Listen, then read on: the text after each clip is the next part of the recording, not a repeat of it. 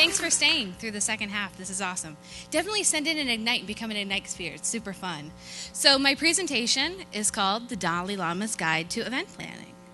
4 years ago, I got a job as the volunteer director for a project called Seeds of Compassion.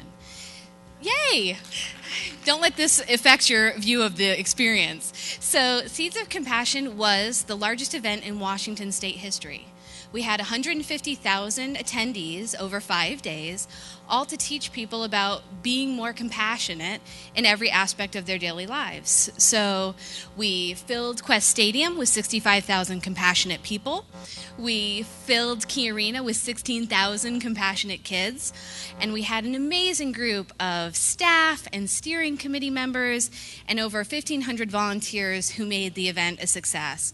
But we were really lucky to have, as our guest speaker, His Holiness the Dalai Lama for 5 days. Here was my personal challenge. I'm not really that compassionate. I mean, I'm nice, right? Like, I'm a nice person, and I don't, like, kick puppies or talk trash to babies or anything. But my background is political activism and running presidential races. And compassion is not a word that we use very often in American politics. So, just to be clear, what is compassion? Compassion is actually really simple. It's an awareness of another suffering and wanting to do something about it, right? So it's just that easy. But I got completely obsessed about what I thought a compassionate leader would be like. So I spent the first few weeks acting like a spiritual leader. And what are spiritual leaders like, right? They never lose their cool. They always have these perfect sort of bumper sticker mantras that make you feel good about yourself and make you feel wise and like you can take on the world. And so I just didn't know if my background and my style would work. But after working on both presidential campaigns and compassionate campaigns, here are 3 lessons I learned from the Dalai Lama about event planning. Tip number 1, don't be a saint. Saints are good. Saints overcome amazing obstacles. Saints aren't fun. And the reason they're not fun is because they're one-dimensional. And the reason they're not interesting is because they don't have any vulnerability. And the key to getting people excited about anything, a product, a company, a campaign, or a global movement to take over the world, is vulnerability. People want to feel needed to be part of your project. And if you go around looking like a superhero, like you don't need any help, there's no reason for people to get involved.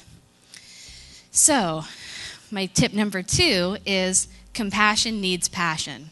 So when I took the compassionate position, I thought I would have to give up aspects of my old personality, my type A personality. I like to win things. I like to be the best at it. I believe that change comes from kicking open the door and grabbing what you want. And now I was trying to be more compassionate, more present, more gracious, more generous. And I thought I'd have to choose between these 2 opposing energies in my personality. But the leaders that we all really admire, whether it's Barack Obama or Oprah Winfrey, they don't pick and choose from different traits. They combine them to have a unique leadership voice. And if you create that voice, you will get people excited about your campaign, issue, or movement. The 3rd tip comes from His Holiness Elvis Costello, who is, to some people, sort of a kind of spiritual guru, if you will. And he wrote a song early in his career, What's So Funny About Peace, Love, and Understanding? That's my tip number 3. The answer is nothing. In fact, I thought working on things like peace and compassion were kind of weak. They didn't really make tangible change. But in fact, compassion, peace, being awesome is what gets us all out of bed every morning. The reason you're here tonight is because you like big ideas.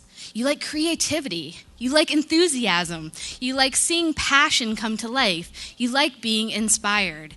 And so, if hypothetically you should leave tonight and maybe come in terms with somebody who doesn't hold your same values, show them a little compassion, show yourself a little compassion, and you will absolutely be infinitely more successful. And of course, always say thank you. So thanks so much. Enjoy your speakers.